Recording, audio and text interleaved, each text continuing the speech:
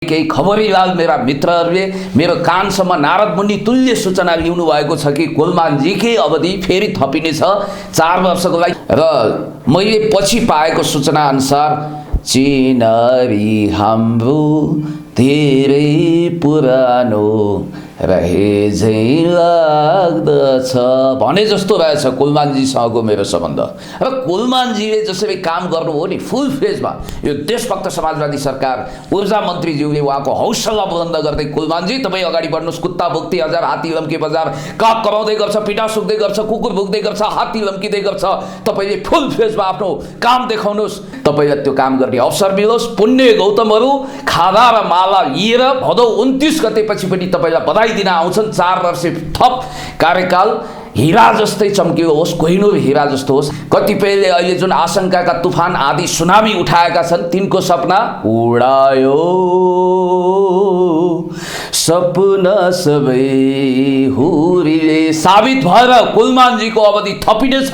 यहाँ त मैले के देखिरहेको छु भने कोलमानजीको अवधि नथपियोस् अनि बवाल गर्न पाइयोस्, वितण्डा गर्न पाइयोस्, धमिलो पानीमा माछा मार्न पाइयोस् भनेर केही मुखमा राम बगलीमा छुरा भएका मानिसहरू अहिले मौका हेरेर ताक परे तिवारी नत्र गोतामे धर्म गौतम मेरो हो तर त्यो प्रवृत्ति छैन। त्यस्तो खालको मान्छे मैले धन्दा सेठहरू गल्लावालहरू यस्ता मान्छे मैले देखेको छु। भेटेको पनि हुनसक्छ, भेटेका कुरा डम्फु बजाउँदै ए टहलले जस्तो भेटियो भेटियो भेटियो भन्दै हाहाकार विज्ञापन पनि गर्नु पर्दैन। मेरो ब्रह्मले कन्साइन्सले मेरो सूचनाले एकदम अथेन्टिक खबरीलालहरूले नारद मुनिहरूले ल्याएको सूचना अनुसार म त अब आकाश खस्यो भने के हुन्छ, धरती फाट्यो भने के हुन्छ, प्रलय भयो भने के हुन्छ, पश्चिमबाट सूर्य उदायो भने के हुन्छ भन्ने कुरोको जसरी जवाफ दिन्न त्यसै गरी थपिएन भने के हुन्छ भन्ने खालको हाइपोथेटिकल क्वेसनमा जान चाहन्न। अवश्य पनि थपिन्छ। अनि कोहिनूर हीरा चिन्ने क्षमता भनेको जुहारीसँग मात्रै हुन्छ। अनि हिराला किरा, किराला हिराको रूपमा फ्याँकिएको बेला हिरा हिरा हो, किरा भनेको किरा हो भन्ने क्षमता सायद ऊर्जा मन्त्रीज्यूले त्यो पुरापुर क्षमता देखाएर सम्माननीय प्रधानमन्त्रीज्यू हाम्रो सम्माननीय प्रधानमन्त्रीज्यूले त्यो क्षमता देखाएर उहाँलाई चिन्नुभयो। त्यति मात्रै होइन, म तपाईँलाई स्पष्ट रूपमा निवेदन गर्न चाहन्छु, यहाँ त हामी जस्ता सुनहरूलाई लसुन भनेर भ्रम पारिएको छ अनि पित्तल र लसुनहरूलाई सुन भनिएको छ।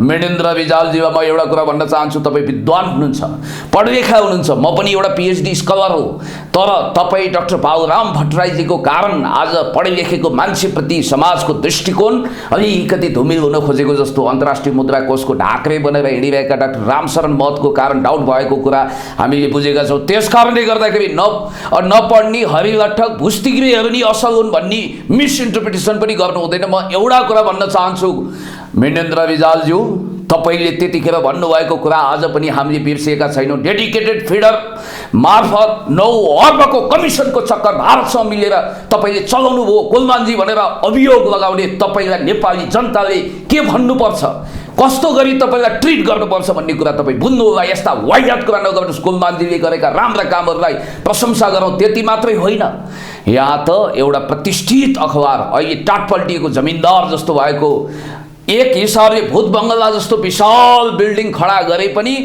5000 पत्रिका पनि बिक्न मुस्किल भएको कुनै बेलाको सबैभन्दा ठुलो धन्दा सेठ पत्रिकाले कोलमानजीले भारतसँग सेटिङ गरेर बल खरिद गर्ने नाममा 9 करोड रुपियाँको घपल्लाबाजी गर्न खोज्नुभयो भनेर त्यतिखेर सनसनीखेज न्युज प्रकाशित गरिसकेपछि अख्तियारसम्म डम्फु बजाउने धृष्टता गरिसकेपछि कोलमानजीले बडो भावुक भएर आफ्नो आँखाबाट बलिन्द्र धारा आँसु खसालेर घोषणा गर्नुभयो, म निर्दोष छु, मैले 1 रुपियाँ पनि खाएको छैन, धन्दा सेठ कमिसन खोरहरूसँग गएर विद्युत माफिया स्थानीय माफियाहरूको सातो खाएको पनि तपाईँले देख्नुभयो। मैले सुनेको छु कोलमानजीलाई घेरघार गर्नको निम्ति सुरुमा प्रलोभनको ब्रिफकेसहरू लिएर जाँदा विद्युत माफियाहरूलाई उहाँले कलत्याएर आफ्नो च्याम्बरबाट निकालेको कुरा पनि मलाई नेपाल विद्युत प्राधिकरणको कर्मचारी सूत्रले मेरा आफन्तले भन्नुभएको थियो। मुकेश काफ्लेजीले धोतीको जुम्रा टोपीमा पुगिसकेपछि उत्पात चोरीफोरी गर्छ भने जस्तो छोटो बढेपछि भारी फुर्ती बढाउँछ, उर्रेको खहरे हेर कत्तिको गड गडगडाउँछ भन्ने कुरो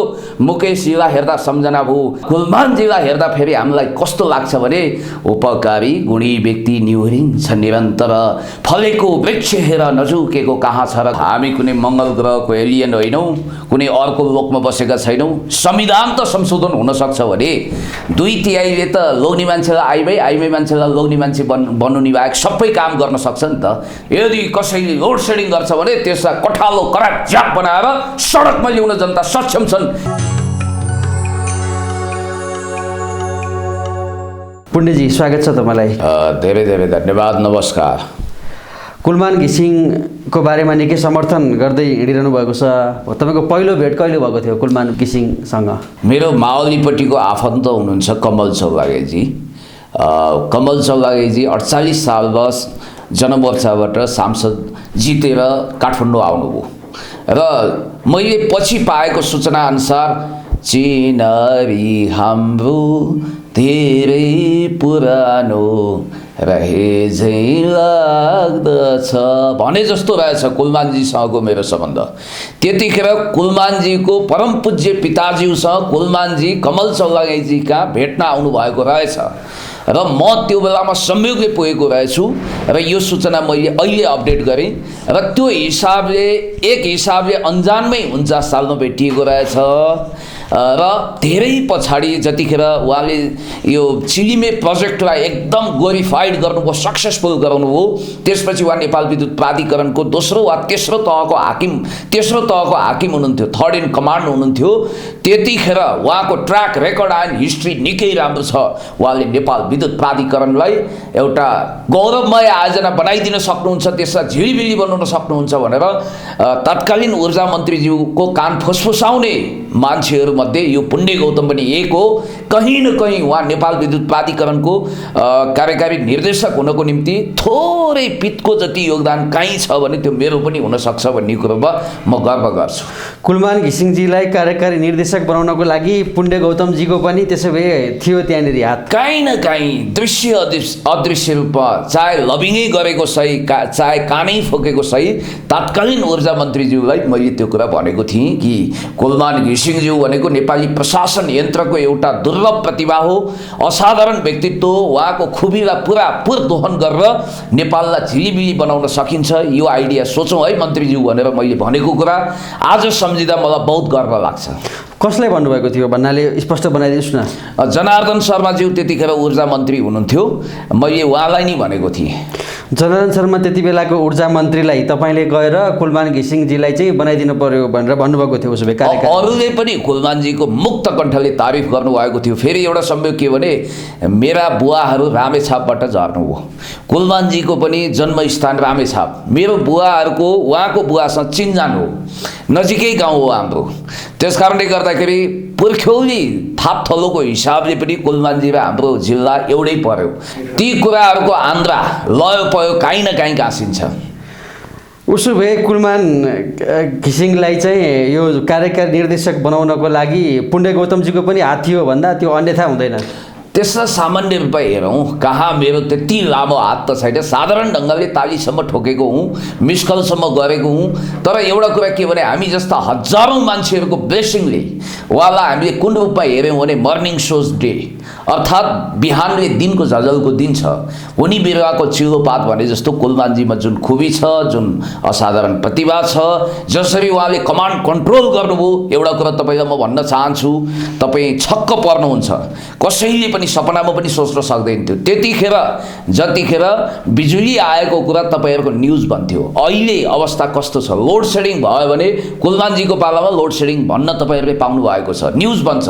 त्यस कारणले गर्दाखेरि एउटा कुरा स्पष्ट हुनुहोला कि नेपालमा काम गरेर देखाउने, लङ्का जलाउने हनुमान पगरी गुत्ने ढेडु जस्तो स्थिति अब छैन।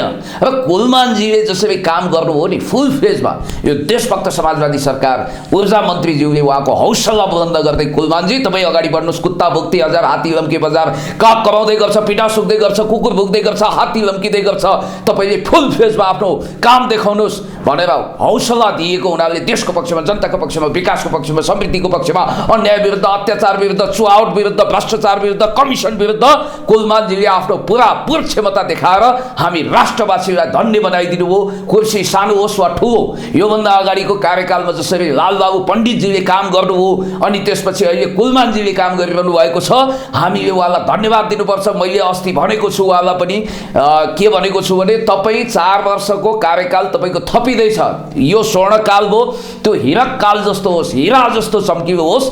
थातिरहेका योजनाहरू जस्तो कि भूमिगत तारहरू बिछ्याउनु छ, ट्रान्समिसन लाइन ठिकठाक पार्नु छ, ट्रान्समिटरहरू राम्रो बनाउनु छ, पोलहरू राम्रो बनाउनु छ, जो ड्रिम प्रोजेक्टहरू अधुरो थातिरहेका छन्, तपाईँलाई त्यो काम गर्ने अवसर मिलोस्। पुण्य गौतमहरू खादा र माला लिएर भदौ 29 गतेपछि पनि तपाईँलाई बधाई दिन आउँछन्। 4 वर्ष थप कार्यकाल हिरा जस्तै चम्कियो होस्, कोहिनूर हिरा जस्तो होस्, हामी शुभकामना। कार्यकाल थपिँदैछ भनेर तपाईँले विश्वस्त भएर कसरी भन्न सक्नुहुन्छ जबकि त्यसको केही प्रोसेस नै अगाडि बढेको छैन भन्ने कुराहरू आएको छ? होइन, म ढुक्क छु। कसरी? म आशा भरोसा विश्वास गर्छु, किनभने म पनि नेकपाको नेता कार्यकर्ता हुँ, देशभक्त हुँ, समाजवादी हुँ। त्यहाँ कहीँ न कहीँ हाम्रो तार जोडिएको हुनसक्छ र बाल्लाटार वा सिंहदरबार वरिपरि चक्कर काट्ने, गणेश भक्ति नै सही गर्ने केही खबरीलाल मेरा मित्रहरूले मेरो कानसम्म नारद मुनि तुल्य सूचना ल्याउनु भएको छ कि कुलमानजीकै अवधि फेरि थपिनेछ 4 वर्षको लागि। किनभने हाम्रो सामान्य प्रधानमन्त्रीज्यूले अहिले पानी झिम्लाइदिने होइन, उम्लाइदिने काम गरिरहनु भएको छ। खसीको भुत्ला भुत्लाउँछ, विश्वास गर्नुहोस्। र 11th आवरमा गइसकेपछि कतिपयले अहिले जुन आशंकाका तुफान आदि सुनामी उठाएका छन्, तिनको सपना उडायो, सपना सबै हुरीले साबित भएर कुलमानजीको अवधि थपिनेछ। यहाँ त मैले के देखिरहेको छु भने कुलमानजीको अवधि नथपियोस् अनि बवाल गर्न पाइयोस्, वितण्डा गर्न पाइयोस्, धमिलो पानीमा माछा मार्न पाइयोस् भनेर केही मुखमा राम राम बगलीमा छुरा भएका मानिसहरू अहिले मौका हेरेर ताक परे तिवारी नत्र गोतामे, धर्म गौतम मेरो हो तर त्यो प्रवृत्ति छैन। त्यस्तो खालको मान्छे मैले धन्दा सेठहरू, गल्लावालहरू, यस्ता मान्छे मैले देखेको छु। पोहोर साल जतिखेर डेडिकेटेड फिडरमा कुलमानजीले 9 अर्ब रुपियाँ ज्वान पार्नु हो भनेर स्याल हुइया मचाइरहेको बेला यही पुण्य गौतम लगायत एकाध मान्छेहरूले बोलेका थिए। ती अहिलेका महानुभावहरू कुन 7 पत्रे दुलोमा बसिरहनु भएको थियो। पोहोरको भिडियो पनि अहिले कतिले हालिरहेका छन्। त्यस कारणले गर्दाखेरि तपाईँको यो बडो प्रतिष्ठित, एकदमै जाजल्यमय, एकदम गरिमामय मिडिया मार्फत तपाईँहरूलाई साक्षी राखेर म के कुरा निवेदन गर्न चाहन्छु भने हेर्नुहोला कि हामीले सायद मुखमा सरस्वती बसेको बेला यो वाणी प्रकट गरेका छौँ। म आशा भरोसा विश्वास गर्छु कि सम्माननीय प्रधानमन्त्रीज्यूले जसरी पृथ्वीनारायण शाहलाई अध्ययन गर्नुभएको छ युनिफायर किङलाई, मन त मलाई विराज बखती मन पर्थ्यो तर लोकले कालो पाडे मन पराएको हुनाले काजी दिए भने जस्तै उहाँले कुलमान घिसिङज्यू जो मरुभूमिमा बर्सात जस्तो असाधारण क्षमता देखाउनु भयो, चमत्कारिक क्षमता देखाएर नेपाललाई झिलिमिली बनाइदिनु भयो, उहाँलाई नै फेरि एक कार्यकालको लागि नेपाल विद्युत प्राधिकरणको कार्यकारी निर्देशकको अवधि थप्नु हुनेछ। प्रधानमन्त्रीले कुलमान घिसिङलाई भेट्नै नचाहेको भन्ने कुराहरू पनि बाहिर आएका छन्। तपाईँले यो अवस्थामा प्रधानमन्त्रीले गरिहाल्नुहुन्छ नि भन्ने किसिमले भन्नुभयो, त्यो देखिँदैन नि तथ्यमा? होइन, आजकलको समय भनेको इलेक्ट्रोनिक मिडियाको समय हो। तपाईँ र मेरो भेट हुनै पर्दैन, हामी च्याट गर्न सक्छौँ, भिडियो कल गर्न सक्छौँ, अरू माध्यमद्वारा पनि कम्युनिकेसन गर्न सकिन्छ। त्यसकारण फेरि अहिले रोगको विशिष्ट परिस्थिति छ, कोरोनाको कहर छ, त्यसकारण भेटेको पनि हुनसक्छ। भेटेका कुरा डम्फु बजाउँदै टहलुले जस्तो भेटियो भेटियो भेटियो भन्दै हाहाकार विज्ञापन पनि गर्नु पर्दैन। त्यसकारणले गर्दाखेरि यहाँ जे जति हल्ला र शङ्काका तुफानहरू उठेका छन् तिनलाई पहाड बनाउने धृष्टता भएको छ। म तपाईँलाई ठोकुवा गरेर भन्न सक्छु कि कुलमानजी फेरि एक कार्यकालको लागि कार्यकारी निर्देशकको रूपमा दोहोरिनु हुनेछ। दोहोरिनु भएन भने तपाईँको बोली जुन सत्य साबित भएन भने तपाईँ त्यति बेला के गर्नुहुन्छ? तपाईँ त पछिमा बोल्नु भएको छ। यस्तो मेरो आशीर्वाद हो, ब्लेसिङ हो, सर्वै भवन्तु सुखिनः, सर्वै सन्तु निरामया, कल्याण होस्, जय होस्, हित होस् भन्ने हो। म कार्यकारी भूमिकामा छैन, म मन्त्री होइन, ऊर्जा मन्त्री होइन, प्रधानमन्त्री होइन, मेरो हातमा डाडु पुन्यु छैन, आफ्नो हात जगन्नाथ गर्न सक्ने स्थिति छैन। तर मेरो ब्रह्मले, कन्साइन्सले, मेरो सूचनाले एकदम अथेन्टिक खबरी लालहरूले नारद मुनिहरूले ल्याएको सूचना अनुसार म त अब आकाश खस्यो भने के हुन्छ, धरती फाट्यो भने के हुन्छ, प्रलय भयो भने के हुन्छ, पश्चिमबाट सूर्य उदायो भने के हुन्छ भन्ने कुरोको जसरी जवाफ दिन्न, त्यसै गरी थपिएन भने के हुन्छ भन्ने खालको हाइपोथेटिकल क्वेसनमा जान चाहन्न। अवश्य पनि थपिन्छ। जस्तो अब 2 स्टेप तलको कर्मचारीलाई डबल प्रमोसन दिएर तत्कालीन ऊर्जा मन्त्री जनार्दन शर्माले कुलमान घिसिङजीलाई नियुक्ति गर्नुभएको कुरा छ नि, भन्नाले त्यसको क्रेडिट त जनार्दन शर्मा मन्त्री तत्कालीन ऊर्जा मन्त्रीले पनि त पाउनु पर्यो नि, होइन? हो, भिल्लको देशमा फ्याँकिएको मडीलाई त्यसैले चिन्छ जसको आँखा स्वच्छ छ। अनि कोहिनूर हिरा चिन्ने क्षमता भनेको जुहारीसँग मात्रै हुन्छ। अनि हिरालाई किरा, किरालाई हिराको रूपमा फ्याँकिएको बेला हिरा हिरा हो, किरा भनेको किरा हो भन्ने क्षमता सायद ऊर्जा मन्त्रीज्यूले त्यो पुरापुर क्षमता देखाएर सम्मान्य प्रधानमन्त्रीज्यू, हाम्रो सम्मान्य प्रधानमन्त्रीज्यूले त्यो क्षमता देखाएर उहाँलाई चिन्नु हो। त्यति मात्रै होइन, म तपाईँलाई स्पष्ट रूपमा निवेदन गर्न चाहन्छु, यहाँ त हामी जस्ता सुनहरूलाई लसुन भनेर भ्रम पारिएको छ अनि पित्तल र लसुनहरूलाई सुन भनिएको छ। त्यस कारणले गर्दाखेरि हेर्नुहोस्, ढिलो होस्, अलोकप्रिय सत्यको प्रवक्ता बन्नुपर्छ। ढिलो भए पनि उहाँलाई राम्रोसँग चिनियो, पहिचान गरियो। उहाँको सायद मलाई लाग्छ सरकारले गरेका केही दुर्लभ असाध्य विलक्षण खालका निर्णयमध्ये कुलमानजीलाई नेपाल विद्युत प्राधिकरणको महानिर्देशक, कार्यकारी निर्देशक बनाउनु पनि एउटा बहुत राम्रो निर्णयको सूचीमा पर्छ। हामी धन्य भयौँ, हामीलाई कुलमानजी, ऊर्जा मन्त्रीज्यू, सम्मान्य प्रधानमन्त्रीज्यू, यो देशभक्त समाजवादी सरकारले धन्य बनाएको छ। मृणेन्द्र रिजालजीलाई म एउटा कुरा भन्न चाहन्छु, तपाईँ विद्वान हुनुहुन्छ, पढलेखा हुनुहुन्छ, म पनि एउटा पिएचडी स्कलर हो, तर तपाईँ डाक्टर बाबुराम भट्टराईजीको कारण आज पढे लेखेको मान्छेप्रति समाजको दृष्टिकोण अलिकति धुमिल हुन खोजेको जस्तो अन्तर्राष्ट्रिय मुद्रा कोषको ढाक्रे बनेर हिँडिरहेका डाक्टर रामशरण महतको कारण डाउन भएको कुरा हामीले बुझेका छौँ। त्यस कारणले गर्दाखेरि नपढ्ने हरिलट्ठक भुस्तिग्रेहरू नि असल हुन् भन्ने मिसइन्टरप्रिटेसन पनि गर्नु हुँदैन। म एउटा कुरा भन्न चाहन्छु, मृणेन्द्र रिजालज्यू, तपाईँले त्यतिखेर भन्नुभएको कुरा आज पनि हामीले बिर्सिएका छैनौँ। डेडिकेटेड फिडर मार्फत 9 अर्बको कमिसनको चक्कर भारतसँग मिलेर तपाईँले चलाउनु भयो कुलमानजी भनेर अभियोग लगाउने तपाईँलाई नेपाली जनताले के भन्नुपर्छ, कस्तो गरी तपाईँलाई ट्रिट गर्नुपर्छ भन्ने कुरा तपाईँ बुझ्नु होला। यस्ता वाइयात कुरा नगर्नुहोस्, कुलमानजीले गरेका राम्रा कामहरूलाई प्रशंसा गरौँ। त्यति मात्रै होइन, यहाँ त एउटा प्रतिष्ठित अखबार, अहिले टाटपल्टिएको जमिनदार जस्तो भएको, एक हिसाबले भूत बङ्गला जस्तो विशाल बिल्डिङ खडा गरे पनि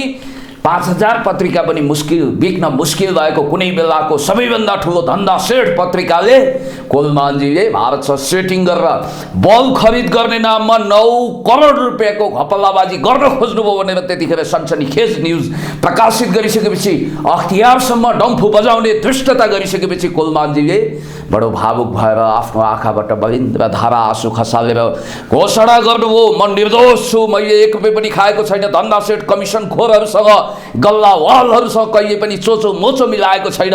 यदि त्यस्तो केही छ भने टुडी खेलमा झुन्डिन तयार छु भनेर उहाँले खुलेआम चुनौती दिइसकेपछि यिनीहरू वर्षायामको झुका जस्तो कता हो कता सल्बलाएर समाप्त भएका थिए। र म तपाईँलाई अर्को कुरा पनि निवेदन गर्न चाहन्छु, हेर्नुहोस्, फुलको आँखामा फुलै संसार भने जस्तो हामीले काँडाको आँखाबाट हेर्नु भएन। एउटा दुर्लभ प्रतिभा यो देशमा सतीले अब सरापेर लाग्नेवाला छैन। चोरला चौतारो साधुलाई सुली जस्तो मत्स्य ल्याएको यो देशभक्त समाजवादी सरकार जनताले अन्त्य गरिसकेका छन्। र कुलमानजी, तपाईँ हुनुहुन्छ र न देश झिलिमिली भएको छ, तपाईँ हुनुहुन्छ र न हाम्रो उद्योग धन्दाहरू फस्टाएका छन्। व्यक्ति, फेरि तपाईँले भन्नु होला हाम्रो इन्स्टिट्युसनल मेमोरी त्यति कमजोर छैन, व्यक्तिको किन बिरदावली गाएको, किन हनुमान चालिसा जपेको, किन आरती उतारेको, किन न्यास ध्यान गरेको, किन पूजा यज्ञ होमादि गरेको भनेर तपाईँले मलाई भन्नु होला। यो कुनै व्यक्ति पूजा होइन, पर्सनालिटी कल्टको कुरा होइन। व्यक्ति जब एउटा प्रवृत्ति बन्छ, असल प्रवृत्ति बनेको व्यक्तिको विषयमा थ्योराइज हुन्छ, त्यो विषयमा चर्चा हुन्छ, प्रशंसा हुन्छ, तारिफको पुल बाँधिन्छ। त्यसो भए मरिसकेपछि मात्रै चर्चा गर्नु त त्यो पनि वाहियात कुरा हो। त्यसकारण जीवित कालमै कुलमानजीलाई हामीले सम्मान गर्नुपर्छ। अन द स्पट तपाईँले देखिहाल्नु भयो नि, गएर विद्युत माफिया, स्थानीय माफियाहरूको सातो खाएको पनि तपाईँले देख्नुभयो। मैले सुनेको छु कुलमानजीलाई घेरघार गर्नको निम्ति सुरुमा प्रलोभनको ब्रिफकेसहरू लिएर जाँदा विद्युत माफियाहरूलाई उहाँले कलत्याएर आफ्नो च्याम्बरबाट निकालेको कुरा पनि मलाई नेपाल विद्युत प्राधिकरणको कर्मचारी सूत्र सूत्रले मेरा आफन्तले भन्नुभएको थियो। त्यस कारणले गर्दाखेरि उहाँ दुध लिनु आएको हुनुहुन्छ, एकदमै स्फटिक हुनुहुन्छ, यस्तो देवादिदेव महादेव हुनुहुन्छ भनेको पनि होइन मैले। तर कुलमानजीको जुन क्षमता प्रतिभा छ म त्यसलाई आज तथ्याङ्कको रूपमा तपाईँ समक्ष प्रस्तुत गर्छु। मुकेश काफ्लेजीले धोतीको जुम्रा टोपीमा पुगिसकेपछि उत्पात चोरीफोरी गर्छ भने जस्तो छोटो बढेपछि भारी फुर्ती बढाउँछ, उर्वेको खहरे हेर कत्तिको गडगडाउँछ भन्ने कुरो मुकेशजीलाई हेर्दा सम्झना भयो। मुकेशजीको भलो होस्, राम्रो होस्, उहाँप्रति कुनै आग्रह दुराग्रह छैन, उहाँको भविष्य उज्जवल होस्। तर कुलमानजीलाई हेर्दा फेरि हामीलाई कस्तो लाग्छ भने उपकारी गुणी व्यक्ति निहुरिन्छ निरन्तर, फलेको वृक्ष हेर नजुकेको कहाँ छ र कवि शिरोमणि लेखनाथ पौडेलजीले लेखेको यी दुईटा विपरीत पंक्तिहरू, यो खरेवाला पंक्ति मुकेशजीसँग लागु हुन्छ अनि यो फलेको वृक्षवाला पंक्ति चाहिँ ठ्याक्कै कुलमानजीसँग लागु हुन्छ। मलाई केही तथ्याङ्क प्रस्तुत गर्ने मौका दिनुहोस्, तथ्य आफै बोलोस्, सूचना आफै बोलोस्, त्यसकारण दुधको दुध पानीको पानी छुट्याउने न्यायिक राजहंस जस्तो हुने मौका पाइयोस्। मसँग केही तथ्य र तथ्याङ्क कस्तो तथ्याङ्क हो? अब तपाईँलाई म क्रिस्टल क्लियर पिक्चर दिन चाहन्छु। तस्बिर आफै बोल्छ, 1000 शब्दभन्दा शक्तिशाली तथ्य हुन्छ। तपाईँलाई थाहा छ, मैले अघि पनि भने अहिले लोड सेडिङ भएको कुरा न्युज बन्छ। जतिखेर मुकेश काफ्लेजीको कार्यकाल, त्योभन्दा अगाडिका कार्यकालहरू थिए, अर्जुन कार्कीजी आदि इत्यादिको, त्यो बेलामा चाहिँ लाइन आएको अर्थात् बिजुली आएको कुरा समाचार बन्थ्यो, राइट? नम्बर 1। नम्बर 2, मैले मेटाफोरिक रूपमा भन्ने गरेको छु, चुक घोप्ट्याए जस्तो एकदम निशाचर अँध्यारो कालरात्रिमा, औँसीको रातमा चोरहरू तपाईँको घरमा घुसे, कसैको घरमा घुसेर लटीपटी हाँडो भाँडो जम्मै उठाएर हिँडे भने पनि, ठ्याक्कै पुलिस गेटमा पुगेर घेरा हाल्यो भने पनि कालो वर्णका तेल घसेका चिप्ला चिप्ला चोरहरू भित्र पसेर लटीपटी पारेर भाग्न लाग्दा पुलिस झुकिन्थ्यो। खिस्सा हाँस्यो भने चाहिँ दाँतको आधारमा, सेतो दाँतको आधारमासम्म समाउन सकिन्थ्यो। आज सीसीटीभी 24 घण्टा चलिरहेको छ, जताततै झिलिबिली भएको आधारमा चोरलाई चोर्न पनि गाह्रो भएको छ। समाजशास्त्रीय हिसाबले यसलाई पनि तपाईँले नोट गर्नुहोला। कुलमानजीलाई धन्यवाद छ, चोरी चकारी गुन्डागर्दी पनि कम भएको छ यसको कारण। किनभने यो त बहुआयामी कुरा हो। हेर्नुहोस्, विद्युत भनेको त तपाईँको समृद्धिको लाइफ लाइन हो नि त, त्यो एउटा कुरामा मात्रै सीमित छैन, त्यो लहरो तान्दा पहरो गर्जिन्छ। अर्को कुरा के छ भने दैनिक 18 घण्टा लोड सेडिङको सुरुङभित्र नेपाल अँध्यारो सुरुङमा निसासिएको थियो। मुकेशजी उहाँभन्दा अग्रज कार्यकारी निर्देशकको पालामा, कुलमानजीको पालामा 24 घण्टा लाइन आएर उज्यालो नेपाल, झिलिबिली नेपालको सपना विपनामा रूपान्तरित भएर त्यो कुरा साकार भएको छ। अर्को के छ भने त्यतिखेर मुकेश काफ्लेजीको पालासम्म आउँदा उहाँको मात्रै दोष भन्दिनँ, त्योभन्दा अगाडिका कार्यकारी निर्देशकहरूको पनि दोष उहाँको थाप्लोमा थोपरियो। त्यतिखेर 35 अर्ब रुपियाँ घाटा रहेछ। मैले तथ्याङ्क ल्याएँ, नेपाल विद्युत प्राधिकरणमा 35 अर्ब रुपियाँको घाटा थियो। अहिले के भयो? त्यो सारा घाटा चुक्ता गरेर, ऋण चुक्ता गरेर 11 अर्ब रुपियाँ नेपाल विद्युत प्राधिकरण अहिले नाफामा छ। अनि वार्षिक 8 अर्ब रुपियाँको चुहावट हुने रहेछ। नट ए जोक, 8 अर्ब रुपियाँ सानो पैसा होइन। अहिले चुहावट ठ्याम्मै बन्द भएको छ। अनि त्यतिखेर 3 अर्ब रुपियाँ विद्युत प्राधिकरणका कर्मचारी त मोटाएको मोटाई, जनता दुब्लाएको दुब्लाई, 3 अर्ब रुपियाँ भित्री कमिसनको खेल हुन्थ्यो। अहिले कमिसन शून्य प्राय छ, छँदै छैन भन्दा हुन्छ। र त्यतिखेर मुकेश काफ्लेजीको पालामा जम्मै 800 मेगावाट बिजुली, कुल बिजुली नेपालका खोला नालाबाट दोहन भएको रहेछ। खोला जति जम्मै झोलामा हालेर 83,000 मेगावाट बिजुली क्षमताको देश अँध्यारोको सुरुङभित्र, अँध्यारोको समुद्रमा डुबेको रहेछ। कुलमानजी तपाईँलाई धन्यवाद छ। ठ्याक्कै डबल जति नै, अहिले 1500 मेगावाट उहाँको पालामा नेपालको खोला नालाबाट विद्युत दोहन भएर नेसनल ग्रिडमा जोडिएको छ, केन्द्रीय प्रसारण लाइनमा। त्यतिखेर इलेक्ट्रोनिक्समा करोडौँ रुपियाँ खर्च हुने रहेछ कुलमानजीको पालामा। त्यो खर्च छैन। CFL चिमदेखि अनि अरू कुराहरू जस्तो तपाईँलाई थाहा छ, अरू पनि तपाईँले इन्भर्टरको खेल पनि थाहा छ, विद्युत माफियाहरू कसरी सल्लाएका थिए। अनि त्यतिखेर साउजीहरूलाई रिजाउने, घुम्ने मेचपाथीका अन्ध मान्छे जस्ता गजदम्म जगरसेट पल्किएका विद्युतका हाकिमहरूले सबै बिजुली साउजीको फ्याक्ट्रीमा सञ्चालन सप्लाई गरे पनि फ्याक्ट्रीहरू उमलाएका थिएनन्, टाट पल्टिएका थिए। आज जनताको घर पनि झिलिमिली, साउजीहरूको फ्याक्ट्री पनि राम्रैसँग चलेको छ, देश पनि नाफामा गएको छ, जनता पनि सन्तुष्ट छन्। मिडियाकर्मीले त मलाई के लाग्छ भने हरेक मिडियाकर्मीले उहाँको फोटो घरमा झुन्डाए पनि हुन्छ कोलमानजीको, किनभने आज तपाईँको सोसियल मिडिया, सारा मिडियाहरू यति फस्टाउनुको कारण, विद्यार्थीहरूको पढाइ राम्रो हुनुको कारण, जनजीवन एकदम स्फूर्तिपूर्ण हुनुको कारण के हो भने नेपाल 24 घण्टा लोड सेडिङ मुक्त हुनु नि, 24 घण्टा बिजुली आउनु नि एउटा कारण हो। अर्को कुरा बिजुली नै जाँदैन त, त्यो पनि अतिरञ्जित कुरा होला।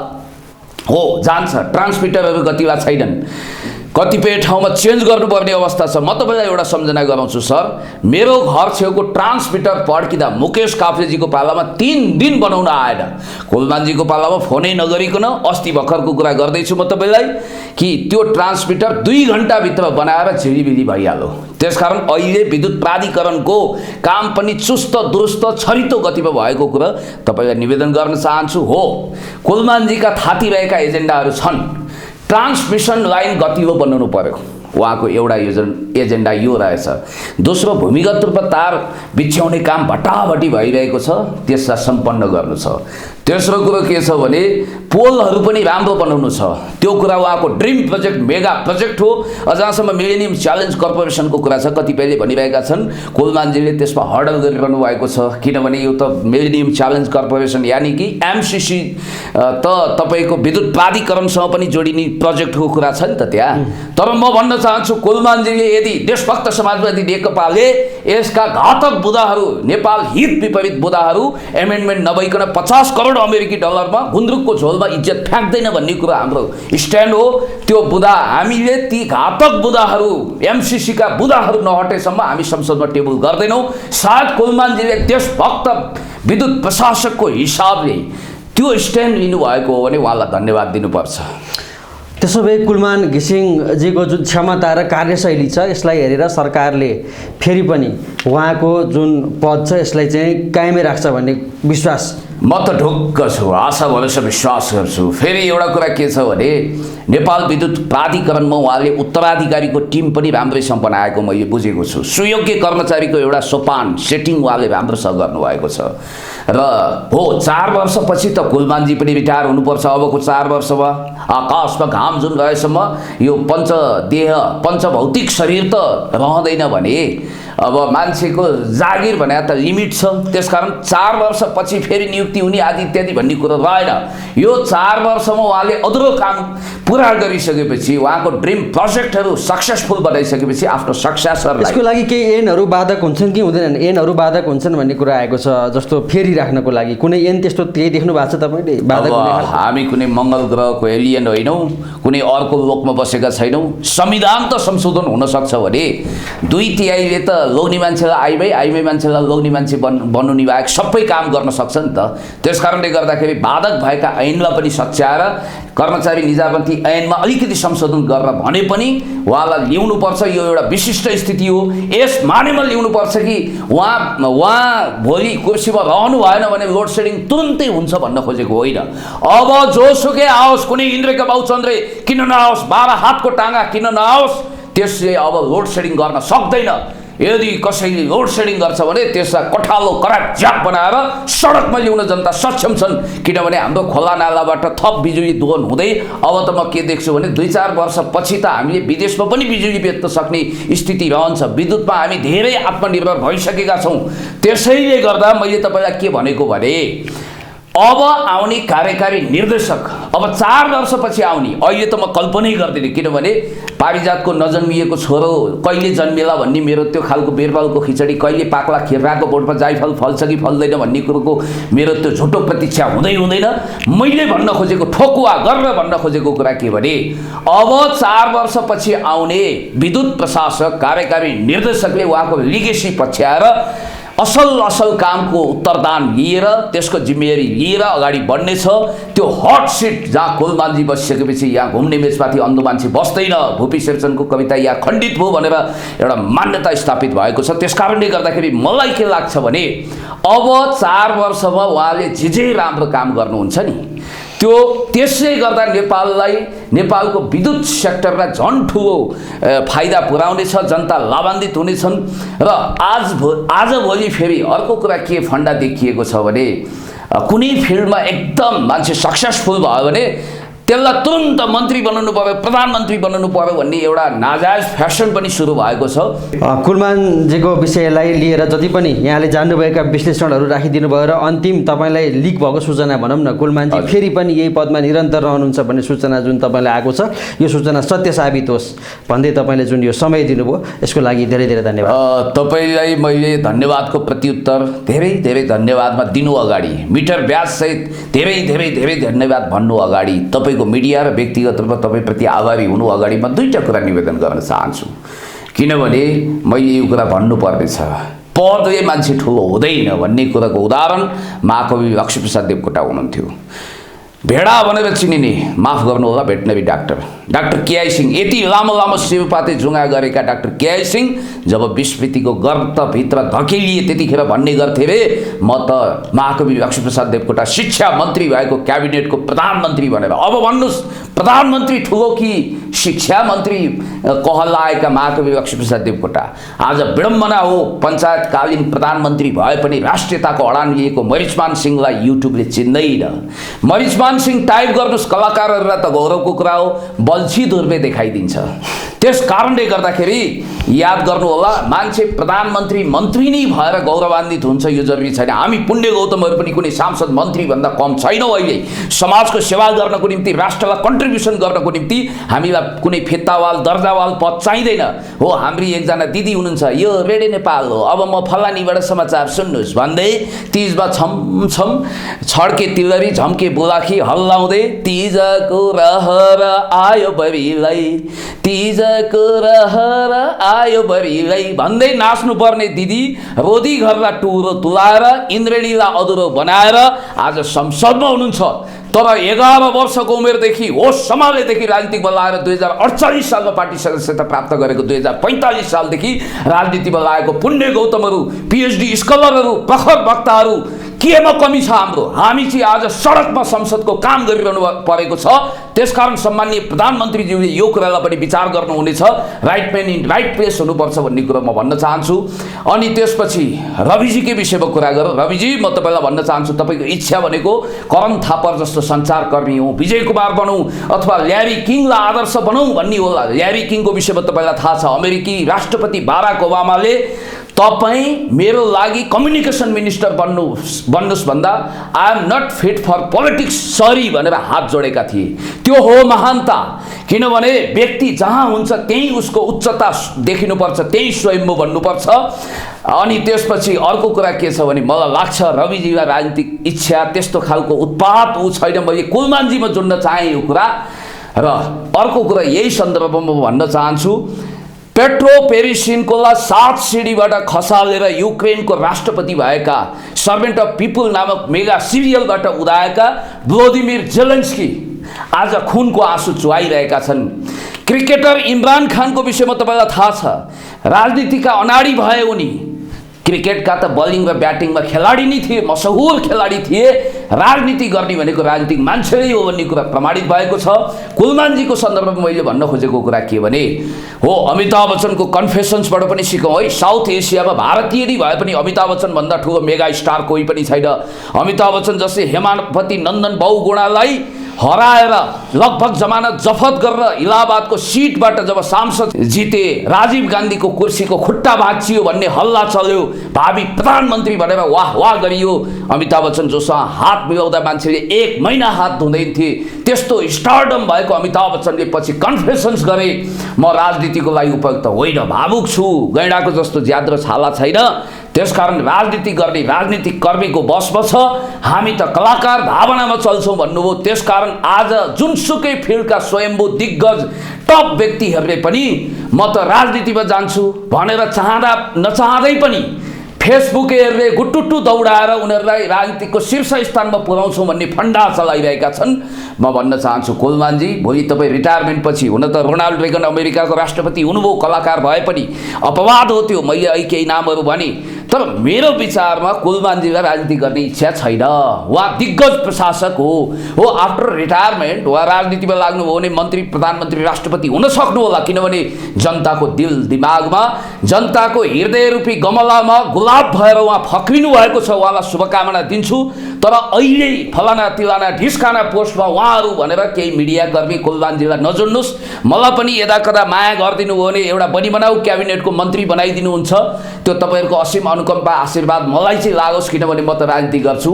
त्यस कारणले गर्दाखेरि तपाईँले जो मौका दिनुभयो, म यही भनेर अन्त्य गर्छु कि कुलमानजी, तपाईँ जब भदौ 29 गतेपछि कार्यकारी निर्देशक हुनुहुनेछ, तपाईँलाई बधाई दिन, दोसल्ला उडाउन, अग्रिम बधाई त मैले अहिले दिइसकेँ, फुल बधाई दिनको लागि हामी आउनेछौँ।